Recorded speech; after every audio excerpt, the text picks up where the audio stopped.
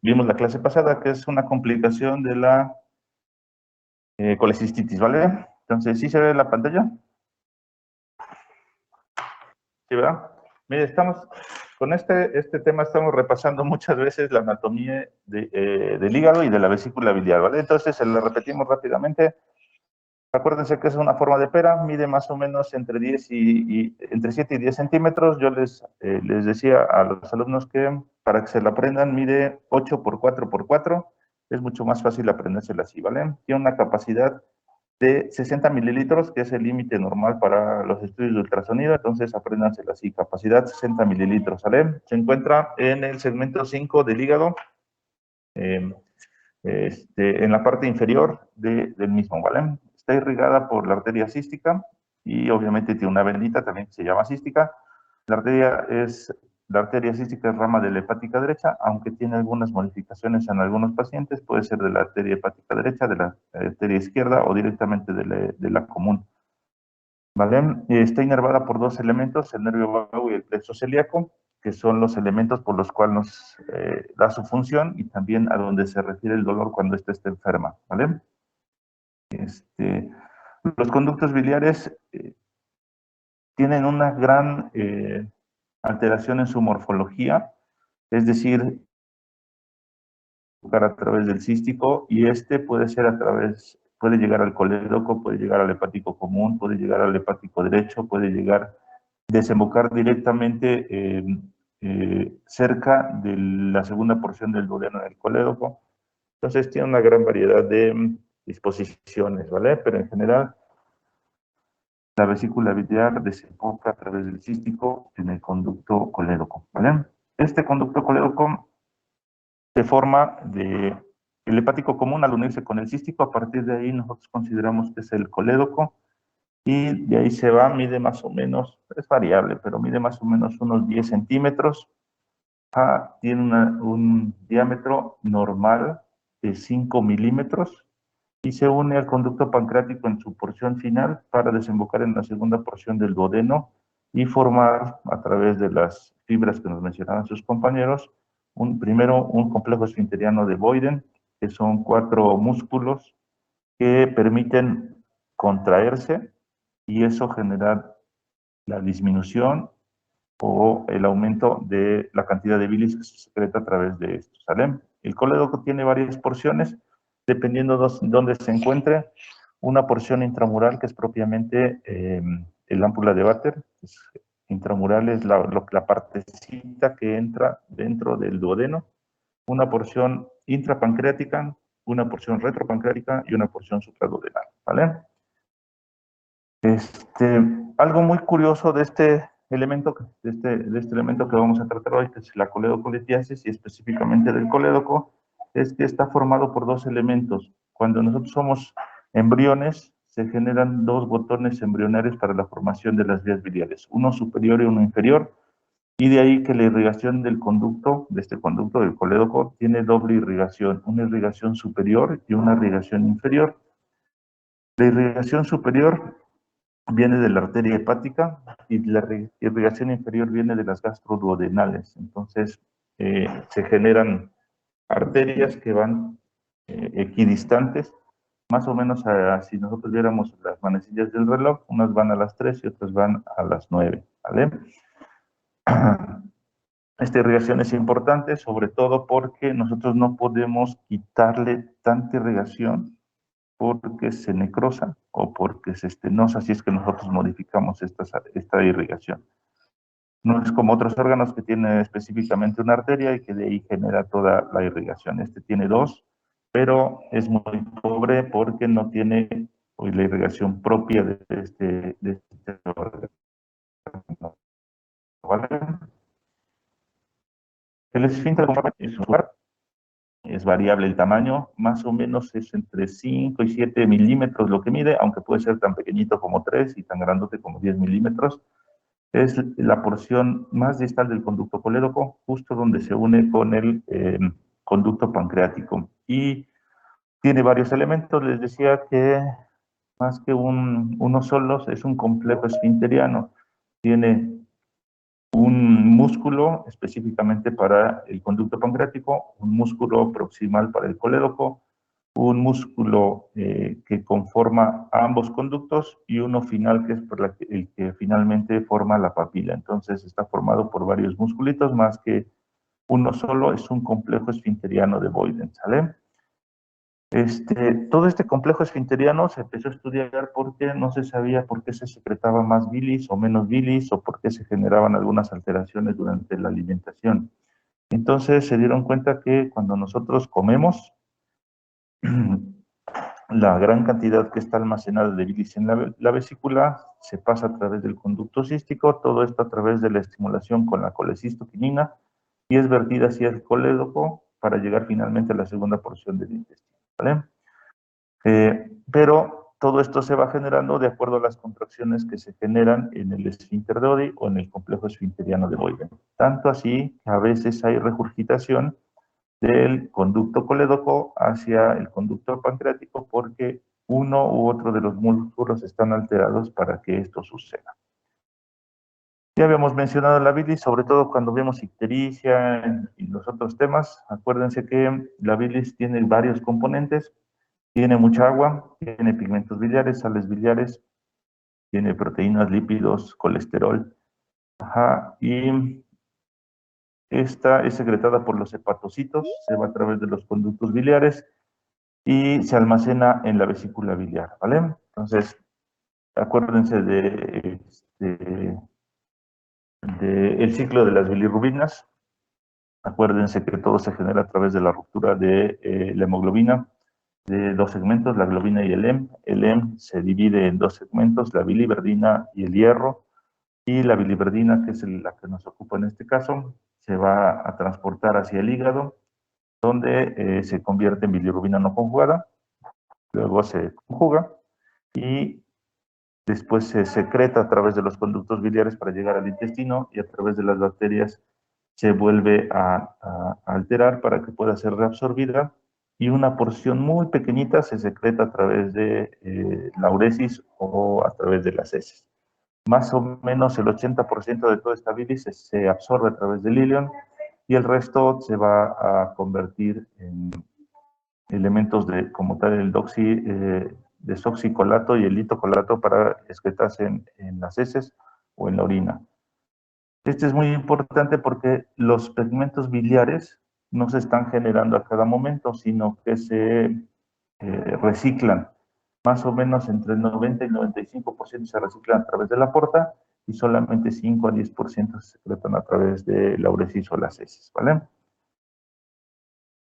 Lo que nos compete ahora es cuáles son las funciones de las vías biliares y para empezar, el elemento más importante de estos es la vesícula biliar. La vesícula biliar tiene varias funciones. Una y la más importante es el almacenamiento de la bilis, pero también al almacenar la bilis se puede incrementar su solubilidad a través de líquidos que se secretan o concentrarla, que es el trabajo más importante de la vesícula. Esta la puede concentrar hasta 20 veces el contenido de bilis que llega a la vesícula biliar, ¿vale? Le decía, la vesícula biliar tiene varios elementos. Dicen en la literatura que puede almacenar hasta medio litro y que la puede concentrar hasta 20 veces, ¿vale? Pero en general nosotros pues nada más tenemos un volumen más pequeñito y la concentración habitual es que se concentre más o menos entre 5 y 7 veces lo que le llega a través de los conductos biliares, ¿vale? Vale, todo esto se genera a través del vaciamiento vesicular. Tiene varios elementos que la estimulan, pero principalmente es el alimento el que genera la secreción, el vaciamiento de la vesícula biliar, ¿vale? Entonces, acuérdense, la colecistoquinina es el principal elemento que nos permite que funcione la vesícula. A través de la colecistoquinina se estimula la secreción de bilis a través de las conductas biliares y este llega hacia el duodeno. Todo su trabajo es generado a través, le decía, del esfínter de Oddi, más o menos mide unos 5 o 6 milímetros de largo, y su presión en reposo, que esa sí la tienen que conocer, es de 13 milímetros de mercurio, ¿vale? Así como todo el intestino tiene su principal regulador, igual el esfínter de O'Neil tiene su principal regulador, y acuérdense que el principal regulador o marcapasos del intestino son las células intersticiales de Cajal, ¿vale? Vale, entonces, ¿cuál es el problema que nos compete hoy? Pues que haya eh, cálculos biliares en las vías biliares principales. Como su compañera hace ratito nos mencionaba, pues es que pueden cambiar de lugar.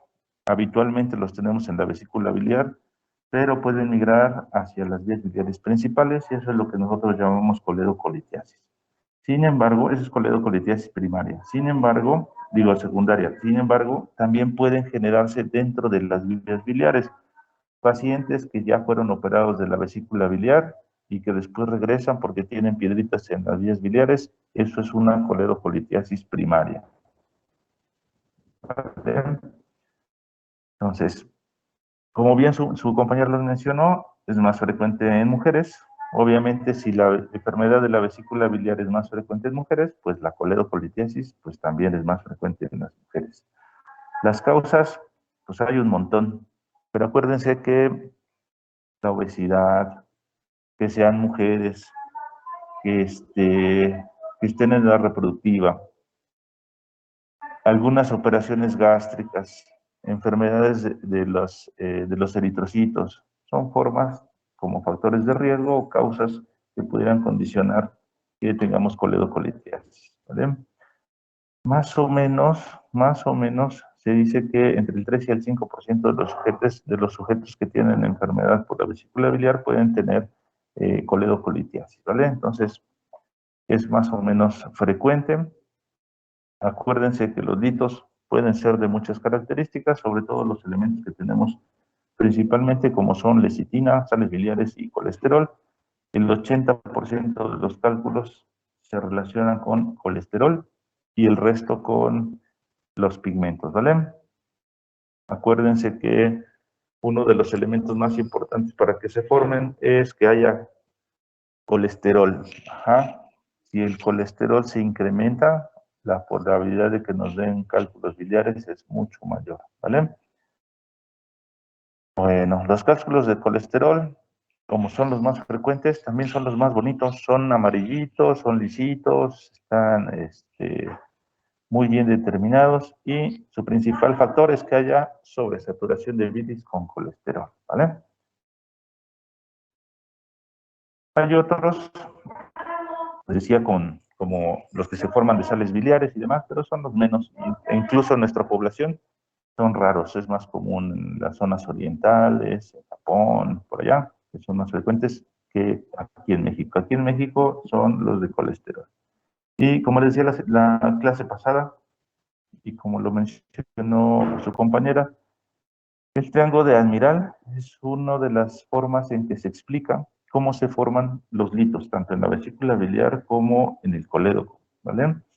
Entonces, sales biliares, colesterol y fosfolípidos, específicamente la lecitina, tienen que estar más o menos en un equilibrio. Sin embargo, el aumento de colesterol o la disminución de las sales biliares condiciona sobresaturación del colesterol en la bilis, y esto condiciona alteraciones para que favorezcan la formación de cálculos en la vesícula biliar. Entonces, no se les olvide, es una forma fácil de explicar cómo se forman los litos.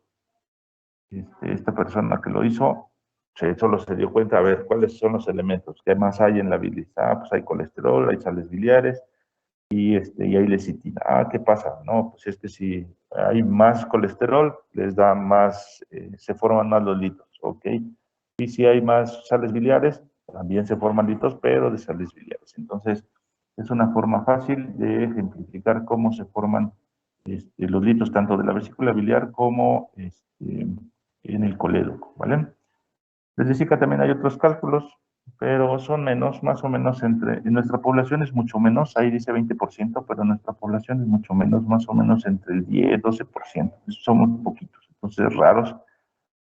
Estos son de otro color, son oscuros, son cafecitos oscuros. Habitualmente son pequeños, más o menos 1 centímetro máximo. Y pueden cambiar su tonalidad, a veces son un poquito más pardos, pero son raros en nuestro medio, ¿vale? ¿Cómo se presentan? Bueno, pues la verdad es que es difícil predecirlo. La mayoría son pacientes que son asintomáticos, no tienen ninguna otra molestia y que se presentan en algún momento con dolor muy semejante al que tuviera un paciente con enfermedad de la vesícula biliar, ¿vale? Presentan dolor, presentan náuseas, vómito, en algunos casos presentan fiebre, pero habitualmente lo que nos percatamos de que tenemos coledocolitiasis es que empezamos a ponernos amarillos. Es la forma en la que nos percatamos de que tenemos una enfermedad como coledocolitiasis, ¿vale? Afortunadamente, la mayoría no tiene síntomas, aunque tenga piedritas, no tiene síntomas hasta que se obstruye el conducto casi en su totalidad. Nos interesa esta patología por sus complicaciones. Acuérdense que las complicaciones de la coledocolitiasis son la colangitis y entonces su mortalidad es muy, muy alta. Por eso tenemos que hacer lo antes posible el diagnóstico, ¿vale? Vale, entonces ya habíamos mencionado coledocolitiasis primaria cuando los litos se forman dentro de la vía biliar principal y coledocolitiasis secundaria cuando los litos se forman en la vía biliar distal, en la vesícula y que migran hacia la vía biliar principal, ¿vale? Acuérdense que la bilis es estéril. Entonces, la bilis no debe de tener bacterias. Sin embargo, al acondicionar obstrucción por un lito, entonces la éstasis biliar predispone para una infección. Entonces, acuérdense, la bilis es estéril, ¿vale? Vale. Entonces, ya lo habíamos mencionado, efectivamente, su compañera también nos mencionó, entre más grandes, mayor edad, mayor probabilidad de tener coledocolitiasis, ¿vale? Más o menos, les decía que entre 6 al 12% de individuos presentan coledocolitiasis, es más frecuente en regiones occidentales y entre más grandes seamos, más probabilidades tenemos de tener coledocolitiasis. Sus manifestaciones clínicas, casi no tienen molestias hasta que se obstruye por completo el ducto colédoco y entonces nos condiciona éstasis biliar y por ende ictericia, ¿vale? Y específicamente hablando de la coledocolitiasis, habitualmente nos percatamos cuando los pacientes llegan con datos o de pancreatitis o de colangitis, ¿vale? Entonces, sus manifestaciones clínicas son propiamente un poco ambiguas, ¿vale? Dolor muy semejante al de la vesícula biliar, náuseas y vómito como parte de los reflejos vagales. Y habitualmente nosotros, aunque vemos amarillos a los pacientes, no tienen tanto dolor a la exploración física, nosotros los palpamos y demás y no tienen tantas molestias. Pero cuando ya la ictericia se va incrementando a niveles mucho mayores, entonces sí empezamos con una triada que se llama triada de Charcot, y entonces el paciente tiene ictericia, nosotros lo palpamos y entonces sí ya tiene dolor, y además empieza con fiebre. Entonces, son de las manifestaciones, decía a veces más que la coledocolitiasis, lo que nosotros vemos como manifestaciones son las complicaciones de ella, ¿vale? También no es tan raro que nosotros veamos un paciente, ¿qué le pasa? No, está amarillito. Muy bien, lo ingresamos al hospital y 1 o 2 días se le quita lo amarillo. Ok, entonces se va de alta. Se va un ratito y regresa, oiga, ya me puse otra vez amarillo. Okay, entonces, los litos también pueden funcionar como válvulas y pueden obstruir de repente y luego destaparse y obstruir y taparse, ¿vale? Entonces hay que tener cautela para ir viendo cómo se comportan los pacientes con coledocolitiasis. Para cuando nosotros los exploramos, les decía, nosotros podemos explorarlo como si fuera una paciente con vesícula biliar, solo que aquí, habitualmente, si nosotros ya operamos al paciente, ya no tiene vesícula, habitualmente el signo de Murphy ya no está presente, ¿vale? Entonces, hay que tener cierta cautela para preguntarle al paciente, ya está operado de la vesícula, le hicieron una exploración de vías biliares, le hicieron una CEPRE y demás antecedentes para saber a lo que nos enfrentamos. Vale, en cuanto a los laboratorios, pues siempre hay que tomarle laboratorios para ver reactantes de fase aguda, es decir, leucocitosis, neutrofilia, demás. Pero sobre todo las pruebas de funcionamiento hepático, en este caso para ver cómo está funcionando su hígado. Uno es que primero nos va a decir cuánta bilirrubina tienen y ver si es una bilirrubina conjugada o no conjugada, directa o indirecta, para determinar si esta enfermedad, si esta ictericia que está presentando el paciente es obstructiva o es por patología propia de los hepatocitos. Segundo, transaminasas para determinar si es propiamente de las lesiones hepáticas. Acuérdense que las transaminasas se elevan por ruptura celular, es decir, en los pacientes que tienen obstrucción de la vía biliar, las transaminasas no tienen por qué elevarse tanto, a diferencia de una cirrosis o de una hepatitis, donde las transaminasas, su característica es que se elevan demasiado, ¿vale? Entonces, son las pruebas que nosotros tenemos que de primera instancia ver. Obviamente hay muchas más, calcitonina, proteína C reactiva y demás, que son reactantes de fase aguda. Lo único que nos van a decir es que tiene inflamación o infección el paciente, y para eso nosotros tenemos que dirigir hacia las pruebas de funcionamiento hepático para determinar cuál es el patrón que nosotros tenemos y diferenciarla entre enfermedades propias de obstrucción de la vía biliar principal o patologías del hígado, del parénquima hepático, ¿vale? Entonces, ahora, estudios de imagen para esta enfermedad. Aun cuando yo les muestro ahí un ultrasonido, el ultrasonido no es la prueba estándar para el diagnóstico de enfermedades de las vías biliares. El ultrasonido se les recomienda a los pacientes porque la gran mayoría son litos que vienen de la vesícula biliar, entonces parece sí es el estándar de oro, el ultrasonido para determinar diagnóstico y complicaciones de la vesícula biliar.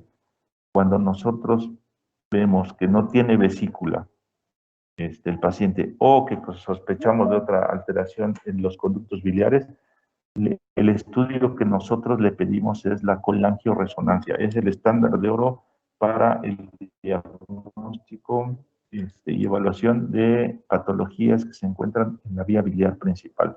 Con la colangioresonancia nosotros podemos ver litos, podemos ver tumores, podemos ver quistes, dilataciones y demás alteraciones que pudiera tener la vía biliar, ¿vale? Entonces, ultrasonido para las vías biliares principales no es el adecuado. La colangioresonancia es el más adecuado. Sin embargo, el ultrasonido también nos da opciones. Por ejemplo, cuando se alcanza a ver la vía biliar, lo normal es que sea de 5 milímetros. Cuando es más de 5 milímetros, nosotros consideramos que existe probabilidad de que tengan litos en la vía biliar. Y tiene 6 milímetros de diámetro el colédoco, tiene la probabilidad de un 15% de presentar litiasis.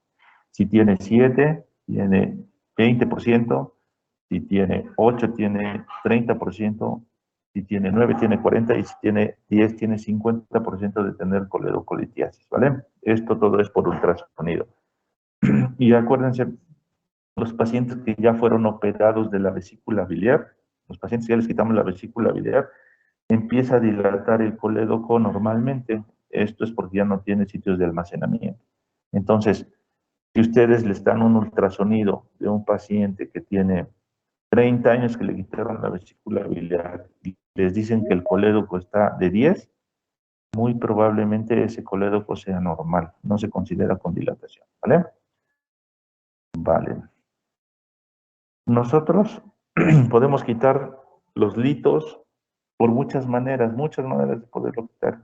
Sin embargo, la forma estándar es hacer un procedimiento que se llama CEPRE.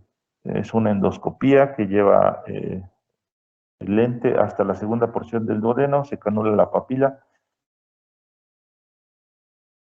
A través de ahí, a través de guías, balones y demás, se va a ampliar la entrada o la salida, como ustedes lo quieran ver, y se extraen los litos por ahí. Es diagnóstica, terapéutica y es de bajo costo comparado con una cirugía mayor. Es ambulatoria y el riesgo de padecer alguna complicación es baja, ¿vale? Entonces, es el estándar de oro para la coledocolitiasis, la CEPRE, ¿vale? Es el estándar de oro para quitar litos en la vía biliar principal, la CEPRE. Les decía, puede quitar los litos, podremos tomar biopsias, podemos hacer ultrasonido. Entonces, tiene varias aristas para que nosotros podamos manipular la vía biliar. Pocas complicaciones, sí, la más común, pancreatitis posterior, rarísima, pero puede pasar. Es la más común de las complicaciones de la CEPRE, sin embargo es rara, ¿vale? Entonces, más o menos ocurre en menos del 1% de los casos.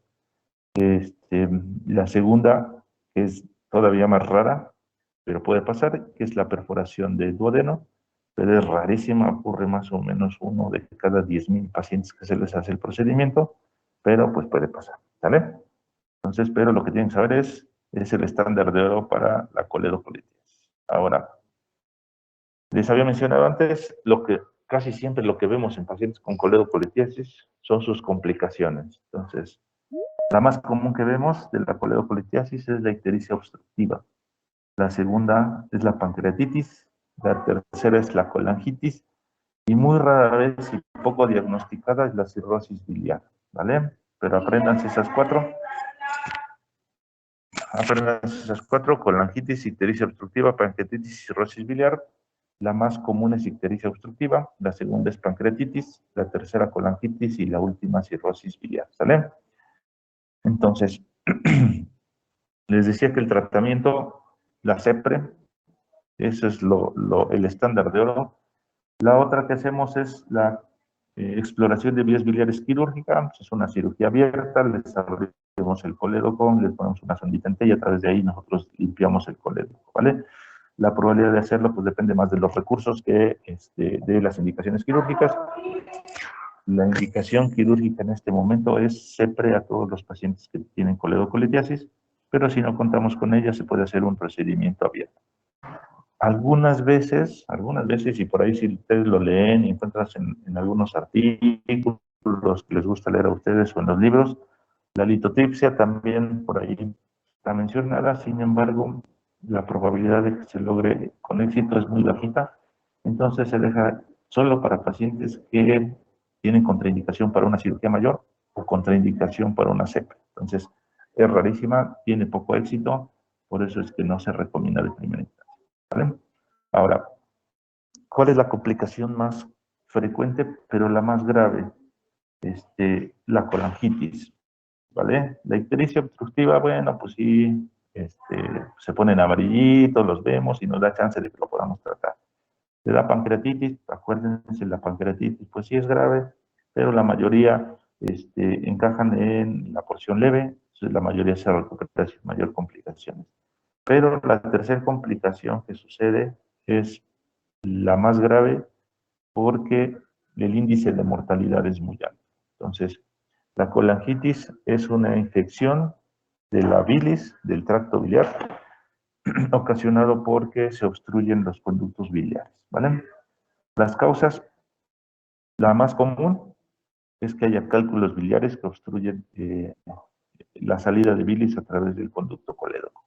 Pero cualquier obstrucción de la salida de bilis del conducto colédoco puede conducir a colangitis, ¿vale? Por ejemplo, la misma CEPRE, o la estenosis después de hacerle muchas CEPRES, o alguna manipulación quirúrgica, o incluso parásitos pueden condicionar obstrucción y condicionar que se estanque la bilis, que se proliferen las bacterias y que se genere colangitis, ¿vale? Entonces, acuérdense, ¿La bilis normalmente es estéril? Es una pregunta que luego les hacemos de forma capciosa cuando vienen aquí al hospital. Les decimos, ¿cuáles son las bacterias que se encuentran en la bilis? Y ustedes empiezan a decirnos que coli, que Klebsiella, que no sé qué. No, en la fase normal, la bilis es estéril, ¿vale? Sin embargo, cuando hay una obstrucción por cualquier medio de las que acabamos de mencionar, e incluso simplemente por una deficiencia del funcionamiento en el esfínter de Oddi, puede condicionar que las bacterias proliferen en el tracto biliar y por lo tanto se genere infección y haya bacterias en donde no debería de haber. ¿Cuáles son las más frecuentes? Pues las de siempre, las que andan por ahí en el tracto digestivo. Klebsiella, E. coli, Enterobacter, Pseudomonas y Citrobacter son las más comunes. Sin embargo, pues E. coli siempre está en todos lados, entonces siempre hay que cubrir con antibiótico para bacterias como E. coli, ¿vale? Más o menos, aun cuando tenga pus en la vía biliar, no siempre se logra un cultivo, más o menos se logra en un 80-90% de los casos que se generen un cultivo, la bilis en una colangitis, ¿vale? Entonces, estas se las tienen que aprender, siempre se las andan preguntando por todos lados. ¿Cuáles son las manifestaciones clínicas de la colangitis? A través de dos elementos, la tríada de Charcot y la pentada de Reynolds. Entonces, la tríada de Charcot, fiebre, dolor abdominal y ictericia, ¿vale? En un paciente que tiene antecedentes de colecistitis o que tiene colecistitis o que fue operado de la vesícula o que hicieron una manipulación por CEPRE y que el paciente presenta ictericia, que le da fiebre y le duele la pancita, tiene colangitis hasta no demostrar lo contrario, es la tríada de Charcot. Y si además a esto le incrementamos que tiene alteraciones neurológicas o que está en choque, entonces por eso le llamamos pentada de Reynolds, es la forma grave y prácticamente mortal de la colangitis, ¿vale? La verdad es que el diagnóstico es muy simple. Con la tríada de Reynolds, la tríada de Charcot o la pentada de Reynolds, prácticamente tenemos el 90% de diagnóstico en una colangitis. Es muy, muy, muy evidente, ¿vale? Si un paciente está en choque, está amarillo, tiene fiebre, pues tiene una colangitis. Sin embargo, pues nos tenemos que apoyar para hacer el diagnóstico, si es que es posible, si es que tenemos los recursos, con un ultrasonido, con una tomografía, con una CEPRE para descartar otras patologías, ¿vale? Los laboratorios, pues si en la coledocolitíasis estaban alteradas las bilirrubinas, estaban alteradas las transaminasas, la fosfatasa, pues en la colangitis prácticamente está alterado todo, ¿vale? Es un paciente en fase séptica, ¿vale? Se han hecho algunos estudios, así como cuando vimos colecistitis y vimos los criterios de Tokio, también hay criterios para otras enfermedades, en este caso para la colangitis, ¿vale? ¿Y qué nos hace evidente? Pues las mismas manifestaciones clínicas, ¿no? Historia de patología biliar, si tiene fiebre, si tiene ictericia, si tiene dolor, sea de Charcot. Y si además hay respuesta inflamatoria o alteraciones hepáticas, y además lo vemos a través de un estudio de imagen, pues es muy fácil hacer el diagnóstico, ¿no? Entonces, ¿cuáles son los criterios de severidad? Igual que vimos con colecistitis, ¿cuáles son los criterios de severidad? Si estamos en el nivel 1, tiene colangitis, pero no tiene ningún otro dato de inflamación.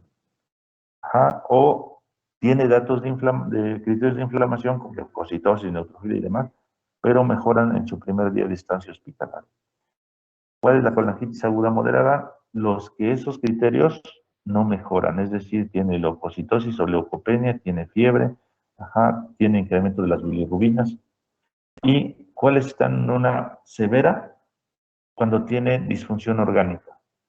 Todos los pacientes que tienen disfunción orgánica, acuérdense, tanto en patología biliar como en esta que es coledocolitis por colangitis, es criterios de severidad graves que tengan disfunción orgánica múltiple, ¿vale?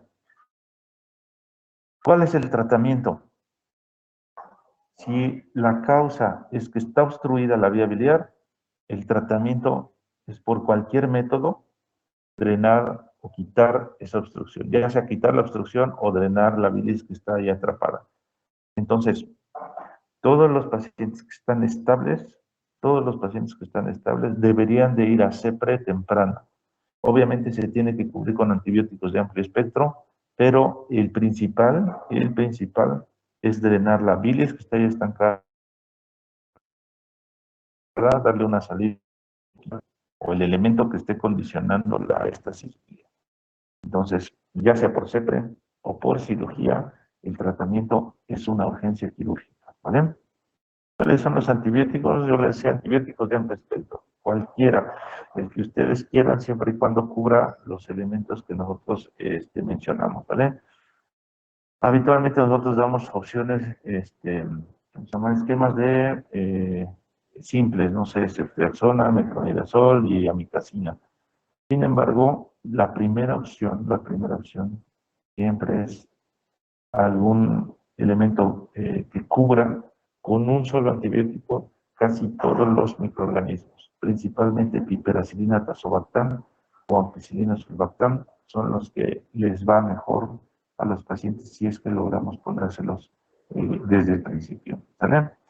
Entonces, es importante que los conozcan y sobre todo acordarse, la colangitis, la única forma de tratarla es quitar la obstrucción de las vías biliares. Si nosotros quitamos la obstrucción o drenamos la bilis de alguna manera, es la forma en que los pacientes pueden mejorar y tener un mejor pronóstico.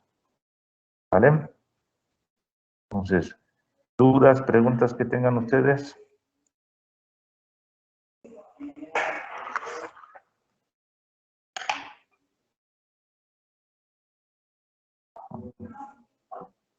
¿Sí? ¿Dudas, preguntas?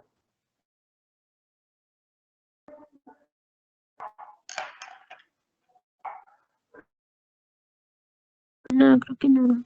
¿Nada? ¿Seguros? Sí, yo sí lo tengo. Hecho. Muy bien, Pablo. Dime. Sí, bueno, es que yo leí que, o sea, con la angitis sí se hace la CEPRE, pero dice que en caso de no eliminar todos los cálculos se hace colicistectomía, entonces, ¿sí se hace o solo en esos casos? Ok. A ver, hablando solamente de coledocolitiasis, el tratamiento es drenar la bilis por cualquier medio. Si no se puede por CEPRE, tenemos que drenarla por otro medio. Entonces nosotros hacemos colecistectomía con exploración de vías biliares y le colocamos una sondita en T. Habitualmente con la CEPRE tienen un éxito más o menos de un 80% para poder drenarlo. Y si no pueden, le colocan una endoprótesis para poder drenar la bilis, aunque se quede la piedrita ahí. Pero lo importante es que se drene la bilis que está ahí causando problemas. ¿Vale? Sí, gracias. Vale. Ajá, ¿alguien más tiene dudas, preguntas?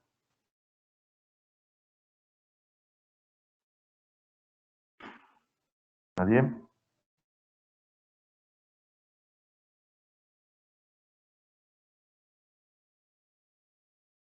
Bueno, muy bien. Entonces vamos a ver.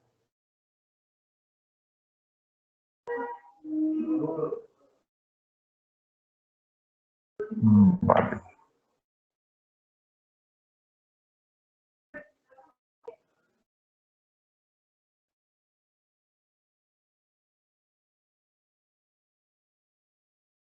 ¿Ya no hay dudas, preguntas?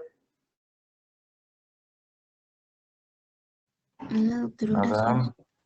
nada, vale. Bueno, entonces pónganse a estudiar, pórtense bien, nos vemos el siguiente miércoles. ¿A quién le toca clase? A mí me toca pancreatitis aguda. Vale. Ese tema es un poquito amplio, entonces espero que ya tengas tu presentación, espero que me la mandes con tiempo, ¿vale? Y, Sí. y te pones a estudiar, es una enfermedad muy amplia, muy amplia, ¿vale? Sí. Vale, pues nos vemos el miércoles, cuídense. Sí. Hasta luego, doctor. Nos vemos. Igualmente, gracias.